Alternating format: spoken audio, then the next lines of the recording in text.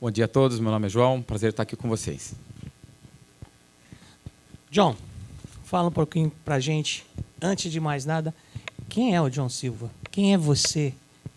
O que aconteceu essa transformação aí da tua vida que te levou aos Estados Unidos e fazer o que você faz? Primeiramente, obrigado por ser o meu mediador, estou me sentindo muito mais confortável com você aqui, obrigado. Não sou um cara de microfone, sou um homem de pessoas, adoro estar com pessoas, adoro conversar, adoro dividir a minha história, né? Então, para começar, não é John, meu nome de nascença é João Flávio. Fui para os Estados Unidos em 99, em busca de um sonho, talvez como muitos de vocês aqui, né? E logo na chegada já percebi que o americano não consegue pronunciar João. Então, foi aí que saiu a adaptação John. Vira João. Sai tudo. João, então a pronúncia é impossível. Todo mundo que tem o A-O, ainda mais com o acento, esquece. Vai ter que, por exemplo, Tiago, eles já vão por James, para você ter uma ideia da tradução. Então, o João, ele vira John ou vira Juan e vai para esse lado. Então, quem é o João? O João é um cara temente a Deus, um cara apaixonado pelo que faz, casado há 22 anos, com uma mulher linda, 2 filhos. É um homem com princípios irrevogáveis. Eu zelo muito pela palavra fidelidade, não só nos meus relacionamentos com amigos, mas com clientes. Ser fiel aos meus clientes, ser fiel à minha família, ser fiel aos meus princípios. Apaixonado por esportes, amo cavalo, tênis, pôquer, aviação. Faço tudo menos ficar em casa. Então, fui para os Estados Unidos atrás de um sonho, né? Trabalhei na construção civil, lavei prato, quarto de hotel. Ia lavar defunto, mas não deu certo, desisti na última hora. E me sinto hoje realizado, porque eu não sinto que eu trabalho, né? Eu sinto que eu tenho um encontro com amigos diariamente, porque eu amo o que eu faço. Então, por exemplo, ontem no hotel, tentando pensar como é que eu vou planejar, pergunta, como é que você planeja falar de um filho? Falar de uma pessoa que você ama? Não tem uma preparação para isso. Você abre a boca e você fala. Então, estava meio tenso, porque não é o meu dia a dia isso daqui, mas estou feliz de estar aqui, quero realmente poder ajudar, poder somar, né? Eu acho que no negócio, eu acho que muito a ideia do Sebrae não é uma troca de dinheiro, acho que é uma troca de relacionamentos, uma troca de ideias, uma troca de conhecimento. Então, o short version é esse. Quem aqui já pensou em ter uma casa nos Estados Unidos? Levanta a mão. Quem aqui achou que é muito complicado? Quem aqui achou que era complicado porque você não fala inglês? E aí, John? Não, é muito interessante isso, Pira, porque ontem no hotel eu mandei mensagem para alguns clientes, perguntando assim, antes de vocês me conhecerem, antes de a gente começar o relacionamento, quais eram as dúvidas que vocês tinham? O que eu mais ouvi é isso, João, eu achava que era impossível. Eu não tinha a mínima noção qual era o primeiro passo a ser dado, né? Então, eu acho que essa é a importância de você trabalhar com um consultor, eu uso a palavra mais consultor do que corretor, que tem experiência de causa. Eu tenho 24 anos em Orlando, indo para 25, e mais de 20 anos nesse segmento. Então, o principal é você não errar o primeiro passo. Porque, às vezes, se você toma um tropeço no primeiro, você não dá nem o segundo. Então, se você não tem uma assessoria correta no começo, e isso é uma das coisas mais interessantes que eu achei que o Econ criou, que foi esse ecossistema, né, de contadores como a Larson, o Nani, a Bruna, que também está aqui, que o Peter, todos nós, as nossas carreiras, em algum momento, elas se encontram para quem está indo para os Estados Unidos. Porque é praticamente impossível você comprar uma casa sem falar com a Bruna do financiamento. Ou você falar com a Carol da contabilidade, de abrir uma empresa, pessoa física, pessoa jurídica, com a Bia, né, que eu brinco que é o para-raio da Carol. Então, assim, esse ecossistema que é criado é a primeira coisa e é vital para quem quer morar. Porque talvez a consultoria que eu daria para o Peter não é a mesma que eu daria para a Clara. Porque o meu atendimento ele é customizado para cada cliente. Por exemplo, um casal novo com filhos pequenos não tem nada a ver com um casal que já está em rumo à aposentadoria. Por exemplo, o bairro muda, o atendimento muda. Então, a questão dessa assessoria ela vai desde o bairro que você vai morar, que tipo de casa você vai comprar, qual é o teu intuito? É para moradia ou você quer renda? Você vai usar a casa a tempo integral ou vai colocar num pool de locação? Você tem filhos em escola ou não? Ou está buscando uma faculdade? Você quer morar perto do trabalho ou longe? Você é uma pessoa mais urbana, que gosta de estar perto de shoppings, ou você quer espaço? Você quer ter um quintal grande, quer ter bicho, quer ter cachorro? Então, eu acho que essa assessoria é o mais importante. E eu não acho que brasileiro pode comprar imóvel nos Estados Unidos. Eu acho que ele deve comprar imóvel nos Estados Unidos. Eu acho que a parte de dolarização de patrimônio, para quem pode, para quem tem interesse, é vital. Nós temos uma economia instável no Brasil, infelizmente, a gente sempre espera que isso melhore. Então, você ter um patrimônio em dólar, você ter 10%, 20% do seu patrimônio dolarizado, em que você acompanha a moeda, seja o que acontecer com ela, eu acho que é muito importante e vital para quem pode, lógico. Ele disse que ele se sentia mal com o microfone. Eu acho que eu vou sair do palco aqui, porque ele já ficou na boa. Está tudo bem.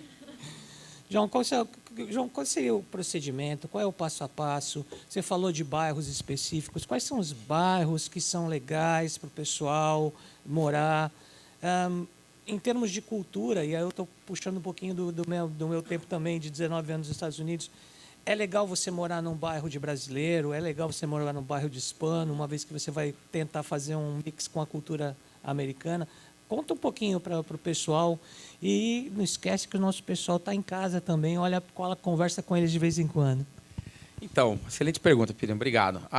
Hoje, a cidade que a gente mais tem recebido demanda é Windermere, Winter Garden. Até algumas pessoas acham que isso é um bairro, né? Mas Windermere é uma cidade, Winter Garden é uma cidade. Muita gente fala também de Lake Nona, que já é um bairro de Orlando, né? Orlando, a cidade de Orlando hoje, ela tem, pesquisei hoje para confirmar, em torno de 320 mil habitantes. É uma cidade relativamente pequena. A grande Orlando, ela abrange mais ou menos 1.200.000 pessoas. Então, eu acho importante, nós brasileiros, nós temos um calor humano, a gente gosta de jogar um futebolzinho no fim de semana, jogar um tênis. Então, eu acho que você está próximo de pessoas que dividem a tua cultura, né? Que gostam do que você gosta, eu acho que é vital. Então, suporte, né? Com certeza. E você vai achar brasileiro até na NASA. Então, onde você for, vai ter brasileiro. Então, eu acho que hoje a minha recomendação, quase que 80% das vezes, dependendo de cada família, tem se tornado Windermere, Lake Nona e Winter Garden. Então, eu vou fazer uma pergunta, duas perguntas em uma, que seria o seguinte: muitas pessoas pensam, ok, eu vou comprar uma casa para conseguir visto. Isso é verdade? E outra, é mais vantajoso adquirir esse imóvel como pessoa jurídica ou como pessoa física? Obrigado, Pira. Bom, essa parte eu vou tatear, porque nós temos pessoas especializadas aqui que vão falar sobre isso, o Coutinho, a sócia dele, a Larson também fala muito sobre isso. Comprar casa não te dá visto, não te ajuda em nada e não te atrapalha em nada. Então, o você comprar pensando num visto não soma e também não diminui.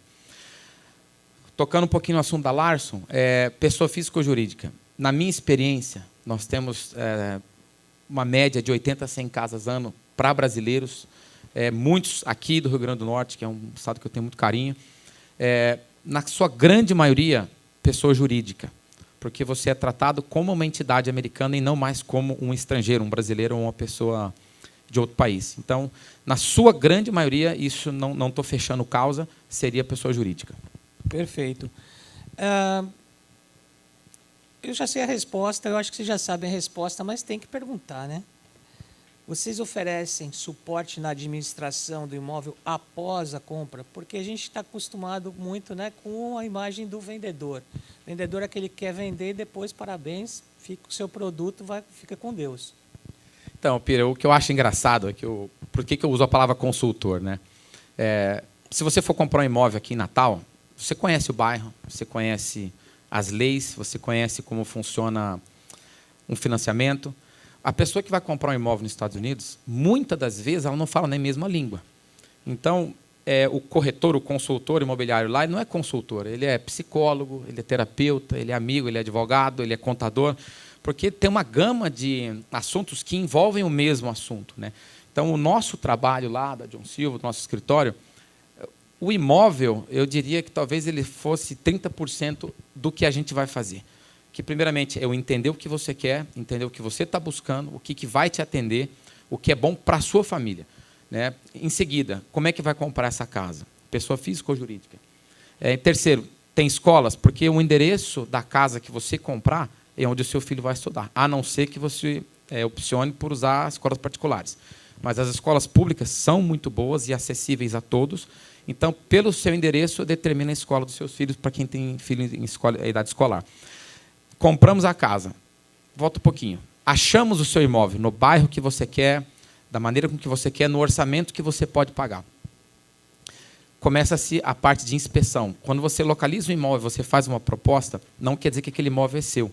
Então, gostei da casa, a casa está linda. Nós temos, em média, 10 a 15 dias para fazer uma inspeção no imóvel. Durante essa inspeção, vamos supor que apareceu cupim na casa, ou que o ar-condicionado está velho, ou o telhado não está nas condições esperadas. Você pode cancelar esse contrato e procurar um outro. Você não tem a obrigatoriedade de seguir com aquele contrato. Passamos na inspeção, estamos caminhando com a Bruna. Na parte do financiamento, os bancos hoje trabalham mais com cartas de contador do que imposto de renda por si. Então, eu trabalho dia a dia, lado a lado com o cliente em cada passo. Localizamos o imóvel, fazemos o contrato, passamos na inspeção, caminhamos no financiamento, que é uma coisa, eu não gosto de dizer que é simples, ela tem seus requerimentos a serem cumpridos, mas funciona, o brasileiro pode comprar casa lá financiada a partir de 25% de entrada.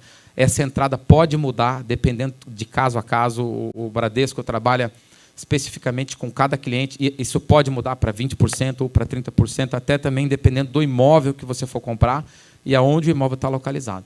Então, passamos a parte de inspeção, passamos o financiamento, chega no dia que lá é chamado de closing date. É o dia que você pega as chaves da sua casa, que você assina a documentação e, a partir daquele dia, a casa é sua.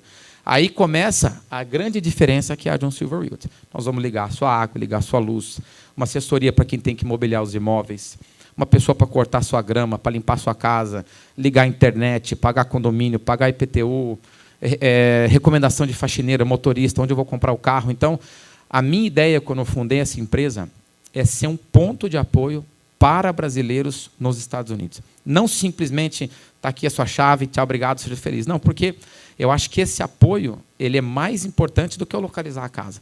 Porque você está num país novo, numa língua estranha, com regulamentações diferentes. Então, a ideia da John Silver é essa, é ser esse ponto de apoio para tudo que você precisar lá nos Estados Unidos.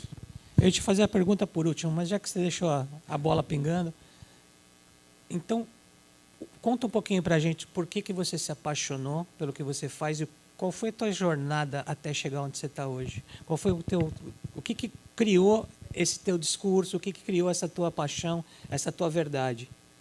Pera, eu acho que o que criou isso é a transparência e honestidade. Sabe, eu vejo muitos corretores em Orlando, talvez no mundo todo, que trabalham para eles mesmos, o que é bom para mim. Qual a construtora que me dá um benefício? Qual o imóvel que talvez tenha uma comissão maior?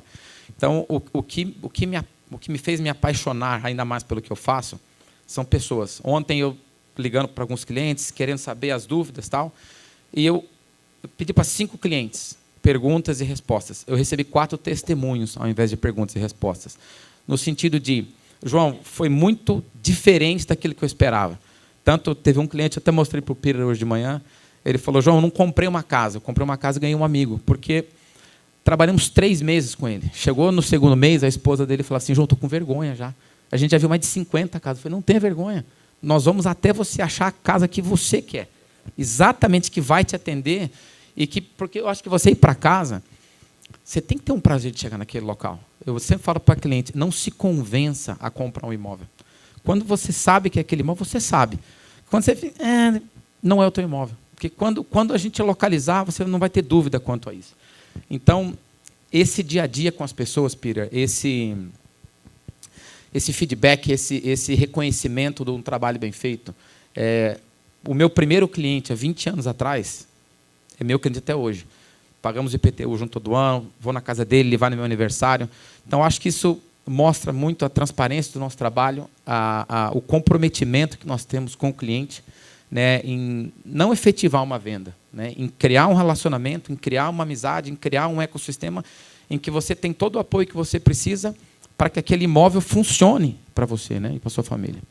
Perfeito. Você falou agora de valores, né? Mas a gente tem que voltar de vez em quando à parte dos custos. E quais são os custos mensais associados a uma propriedade? E qual seria a expectativa de rentabilidade no caso de eu comprar uma casa de veraneio, de locação? Bom, os custos que você pode esperar mensalmente, porque tem muito cliente brasileiro e de outros países que fazem a opção de fazer a compra à vista, né? Então, falando de custas cartorárias para quem compra um imóvel à vista nos Estados Unidos, é irrisório. Eu vou arredondar para $1.000.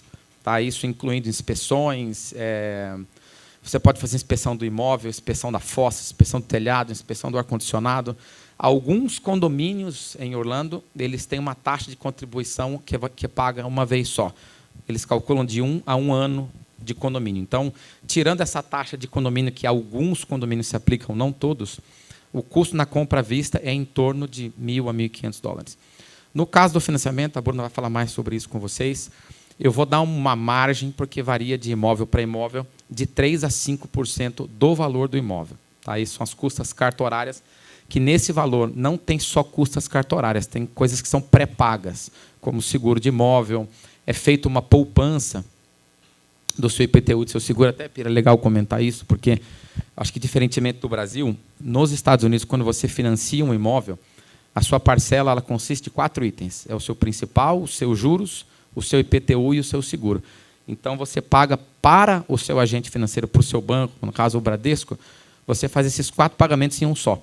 Então, o banco que está te emprestando dinheiro é que vai pagar para você o seu IPTU e o seu seguro.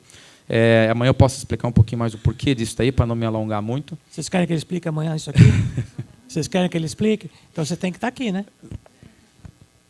Então, no caso das custas de financiamento, seria isso aí, entre 3% a 5%. As custas mensais de um imóvel lá: água, luz, condomínio, e para quem paga a casa à vista, no caso o IPTU, que você pode fazer uma reserva para isso. Né? Não são custas caras, sabe? Só para arredondar aqui, água, luz, você vai gastar uns $200, $300 por mês. O condomínio de casas isoladas é barato, varia de $50 a $150 por mês. Algumas delas, até mesmo, nem condomínio tem. No caso de apartamentos e casas geminadas, está numa média de $350 a $400 por mês. Isso varia de cada condomínio também. Clarinha? Podemos? Não, a gente pode abrir para perguntas, mas antes de abrir para perguntas, queria fazer uma pergunta para vocês. Vocês sabem qual foi a única coisa que possibilitou o ser humano morar na Flórida? Vou dar uma dica. A Flórida era chamada de terra do mosquito. E vou dar outra, não é o repelente. Qual foi a única coisa que possibilitou as pessoas mudarem para a Flórida? Vocês estão sentindo aqui dentro. Ar-condicionado, que é o vilão de roubar a conta de luz das casas de Orlando. Gente, se vocês tiverem pergunta, está aberto para vocês. Gente, quem quiser, por favor, levantar a mão. Alguém tem alguma dúvida?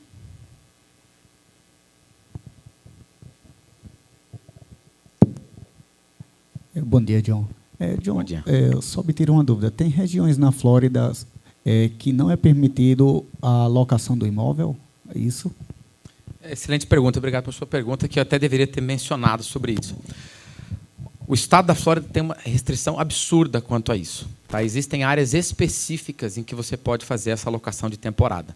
Na sua grande maioria, na região de Kissimmee. Até abrindo um lequezinho, a Disney não está em Orlando. A Disney está numa cidade chamada Kissimmee, que é até mesmo outro município, o município de Osceola County. Então, nas 90% dos condomínios em que é permitida essa locação de no mínimo 2 dias para frente, é na região de Kissimmee, tendo 2 condomínios dentro de Orlando que são permitidos, que é o Vista Key e agora o novo Story Lake, que está sendo construído. Mas, sim, essa restrição existe e, ela, além dessa restrição regional, os condomínios, vamos dizer que você tem uma casa em Natal, mas você mora no Alphaville de Natal. Além das leis que Natal impõe, as leis do Alphaville, elas sobrepõem as leis de Natal. Ou seja, se você comprar uma casa em Windermere, por exemplo, tudo que eles não querem é que você faça daquele imóvel de locação de temporada. Que a ideia daquela região são para pessoas residentes que moram e trabalham naquela região. É permitido locação? Sim, de 8 a 12 meses, mas não locação de temporada.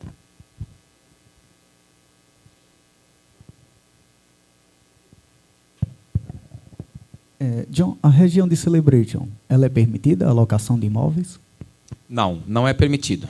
A região de Celebration, o condomínio de Celebration, até houve uma disputa judicial quanto a isso, que eles querem, agora conseguiram, usar o nome Celebration como cidade de Celebration, né? Mas Celebration foi fundada na sua constituição original para atender pessoas e executivos da Disney. Então, é um local bacana para quem quer morar, tem de tudo, tem de apartamento a casas de alguns milhões, mas dentro de Celebration também não é permitida locação de temporada. Posso acrescentar uma informação? Com certeza.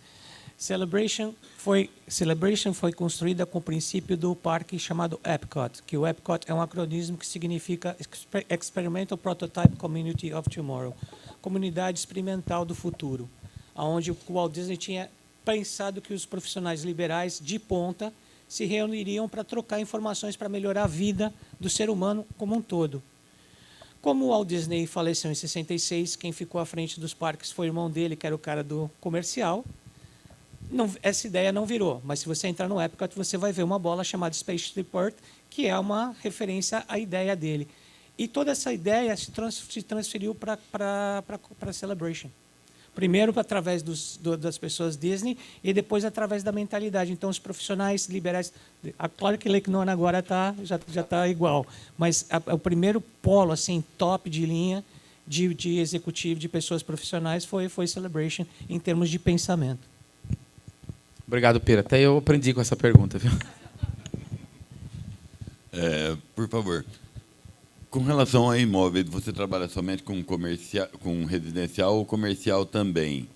Se com comercial também, no Brasil a gente tem uma base mais ou menos de quanto por cento do valor do imóvel é a locação? Você tem conhecimento sobre isso? E se é melhor lá também imóvel comercial do que residencial para locação? Bom, tenho sim. Eu trabalho com imóveis residenciais e comerciais em casos específicos industriais. Também com aquisição de terras também para construção ou fazendas, né? O que eu sempre digo para clientes, na maioria das vezes o que funciona aqui, às vezes não funciona lá. E nós estamos vivendo, nesse momento, um novo Orlando, um novo mercado imobiliário pós-pandemia. Tá? Essa pergunta em 2020, eu te diria que eu sempre recomendei mais o residencial. Tá? Diferentemente, eu acho, das leis brasileiras, você consegue fazer um despejo rapidamente, a pessoa não fica 60 dias sem pagar um aluguel, e a demanda do residencial é muito grande. Tá? Pós-pandemia, pós tudo isso que aconteceu, os imóveis comerciais se tornaram mais interessantes. Por exemplo, eu tenho muitos clientes aqui no Nordeste que têm galpões para locação, e é um negócio muito interessante.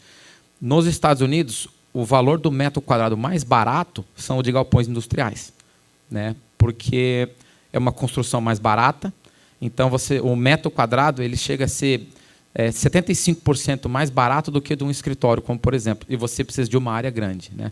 Então, inclusive, até corroborando com a pergunta do que ele fez, essa parte de zoneamento. Então, você localizar uma área hoje que permita que você construa prédios comerciais e industriais é cada vez mais difícil também.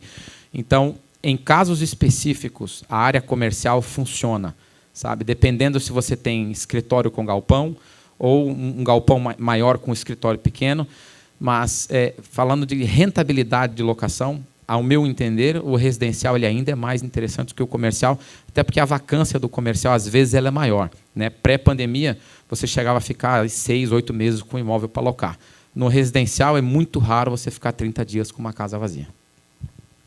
Enquanto estou pensando na próxima pergunta, se vocês me permitirem uma sugestão, com toda a reunião de profissionais, toda a reunião que traz pessoas para um público como vocês, que são qualificados, é uma oportunidade de networking. Então, quando vocês levantarem para fazer a pergunta, se apresentem também, digam o que vocês fazem, porque você não sabe se sentado atrás de você não está uma oportunidade de fazer negócio.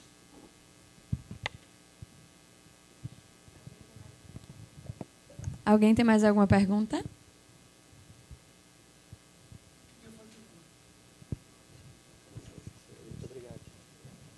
Gente, uma salva de palmas aqui para o meu amigo que está aqui ajudando a gente a conseguir falar e ter voz. Obrigado. Bom dia, John. João, né? Bom dia, fica a seu gosto. Bom dia a todos.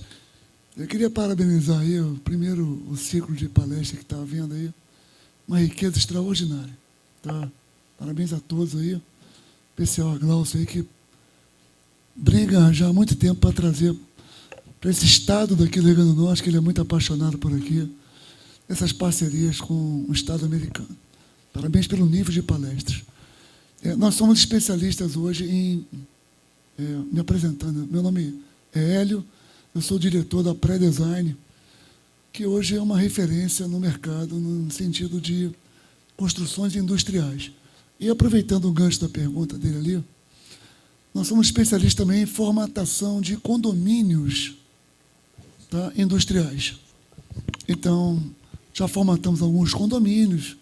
E eu tenho uma curiosidade, como todo sonhador, falou o seguinte: é possível, né, fazer um planejamento de construção do zero, né, levando o nosso know-how que nós temos para construir, para locação, ou seja, e também para desenvolver um produto lá na Flórida, vamos dizer assim, em Orlando, que é a tua praia principal aí? Uma pergunta. Obrigado, Hélio, prazer conhecê-lo. Com certeza, com toda humildade, eu acho que tudo que o brasileiro faz, ele faz melhor. Então, eu, por exemplo, não conheço nenhum condomínio de galpão industrial lá, né? Eu acho que existe margem para isso. Eu tenho um grande amigo em Sorocaba que tem um condomínio industrial muito bacana, o pessoal da Bandeiras, restaurante, galpões, lojas, é uma proposta muito, muito bacana, né? Ali na região de Orlando, até um fato interessante para você que é líder de mercado aí, o estado da Flórida foi o estado que mais cresceu nos Estados Unidos nos últimos anos. Não só por causa do clima, mas pelo preço e pelas oportunidades de terra a serem compradas lá. Então, tem galpões astronômicos da Amazon, lojas de imóveis como a City, a Rooms to Go. Então, a demanda por galpões industriais ela está cada vez maior. Tem muita empresa de tecnologia colocando suas raízes em Orlando também, mais uma vez por causa do clima e do custo de vida também ser muito mais acessível aqui, como, por exemplo, na Califórnia. Então, eu vejo isso com bons olhos, acho que é totalmente possível, mas o que é mais importante que eu acho para mim são pessoas do seu calibre fazerem esse tipo de coisa. O que eu vejo que dá muito errado lá? Às vezes a pessoa é um médico e ele quer ir para Orlando abrir uma loja de açaí. Sabe, eu acho que para você migrar para os Estados Unidos, principalmente com uma visão... Eu tenho construtora, além da minha da imobiliária, eu sou um cara completamente apaixonado por obra. Então, eu tenho uma construtora de casas, como você chama aqui de Minha Casa Minha Vida, e desenvolvimento de condomínios de pequeno porte. Eu tento fazer o que os grandes não querem fazer. Por exemplo, eu não tenho como brigar de frente com uma Lennar, que é uma construtora número 1 do país. Então, tipo, o terreno que ele for comprar, no meu bolso não cabe, para ele é uma gota no oceano. Então, eu como pelas beiradas, fazendo o que eles não querem. Como, por exemplo, nessa demanda do seu produto, o que eu vejo que falta nos Estados Unidos, em Orlando principalmente? Pequenos galpões, que eu chamo galpões de 100 metros, 150 metros. Você vai conseguir locar galpões de 400, 500 metros. Mas, às vezes, uma pessoa que tem uma empresa de toldo não consegue bancar um aluguel desse. Sabe? E hoje, eu tenho um cliente procurando, não consigo localizar. Ou é muito longe, ou é muito pequeno. Ou é muito grande. Não tem esse produto de 100 a 200 metros hoje, é muito difícil de conseguir. Então, o segredo, eu acho que, para empreender nesse seu segmento, que somos apaixonados por obra, você tem que dominar aquilo que está fazendo. Você vai se adaptar à construção local. A fundação talvez seja diferente, as demandas da prefeitura por causa de furacão, vento, esse tipo de coisa, vai ser diferente, mas a implementação do projeto e a ideia do condomínio, isso você já tem. Então, eu acho totalmente viável e até acho que existe um espaço no mercado, uma prateleira vazia com a demanda do teu produto. Entenda que o americano, ele é o que eles chamam lá de hoarder, o cara que acumula e não joga nada fora. Então, o hábito de guardar coisas em galpão, que eles chamam de storage, é muito comum. Então, você está nadando num mar que todo mundo já conhece. Você só está abrindo uma outra opção que não tem.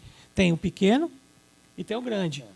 É que nem você vai no cinema e você tem a pipoca pequena a R$5, a pipoca grande a R$25. Se eu colocar uma pipoca média a 15, eu vou comprar de 15. Você tem uma coragem, você tem um preço menor, você dá uma do meio. Exatamente, Pedro. Bem colocado. Bom dia. Bom dia. O meu nome é Eliasa Calácia. Eu sou corretora de imóveis aqui em Natal. Prazer conhecê-la. Vamos fazer negócios depois. Então, eu queria que você falasse sobre esse intercâmbio também de serviços, de trabalhos, porque eu sou cadastrada no Realtors International, eu pago $75 por ano, mas nunca fiz nenhuma parceria, nada assim. Fui lá, conheci. Tá na hora. Eu queria que você falasse. Eu estive lá no Texas, mas como você mesmo falou, quando nós chegamos, quando nós vamos assim no impulso, ou você vai ou você não vai, você acaba se sujeitando ao que tem, né? Então, assim, tem até amigos meus que eu convidei para vir, ainda não chegaram, que eles estão com planos de imigrar. E eles estão com essa ideia de imigrar. Não, vou fazer unha, não, vou ser eletricista. Não, disse, não, vocês vão ser corretores lá. É isso que vocês vão fazer. Vocês precisam melhorar o inglês, se aprimorar, vocês precisam conhecer a comunidade, é isso que vocês vão fazer. Como eu passei um tempo lá, um período curto, 6 meses, eu incentivo muito que as pessoas façam dessa forma, entendeu? Então, eu queria que você falasse desse trabalho, desse intercâmbio de trabalho, de como podemos trabalhar com corretagem de imóveis lá nos Estados Unidos. Maravilha, obrigado, viu? Bom, o mundo de corretores lá é um pouquinho diferente do que vocês estão acostumados aqui, né? Lá existe uma única plataforma, que é chamada MLS, que é a Multiple Listings. Todos os corretores jogam esses imóveis, que eu chamo de uma piscina.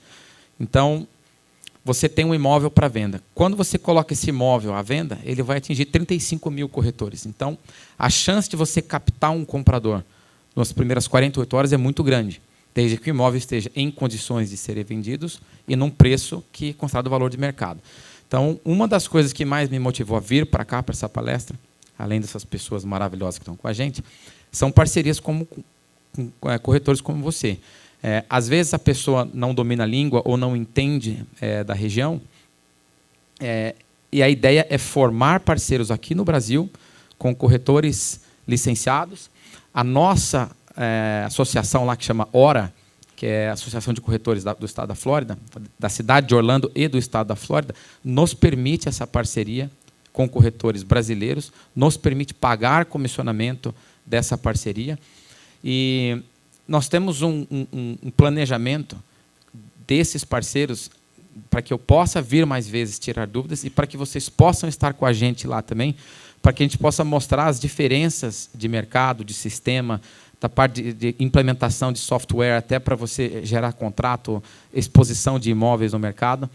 Então, se os seus clientes não chegaram, nós vamos estar aqui amanhã, nós vamos a rodada de negócios à noite também, eu estou disposto a tirar dúvidas e perguntas também, caso não tenha sido com a objetividade que você esperava. Bom dia, sou Vanessa Rocha. Eu sou empreendedora no ramo da beleza e da estética. Tenho um salão de beleza e estética aqui em Parnamirim. E eu quero empreender, levar o meu negócio para os Estados Unidos. Aí eu fico na dúvida entre Orlando, Marietta, na Geórgia, e como escolher assim, o bairro, a cidade. Você falou da escola para casa, né? Eu digo para o empreendimento. Como que a gente escolhe nos Estados Unidos o melhor local para empreender nessa área? Obrigado por sua pergunta. pergunta. Para alocação de imóvel, a princípio. Não, perfeito. Assim, o mais importante para quem está empreendendo lá é você ter o objetivo principal, qual o seu público-alvo. Você quer empreender para atingir um público americano com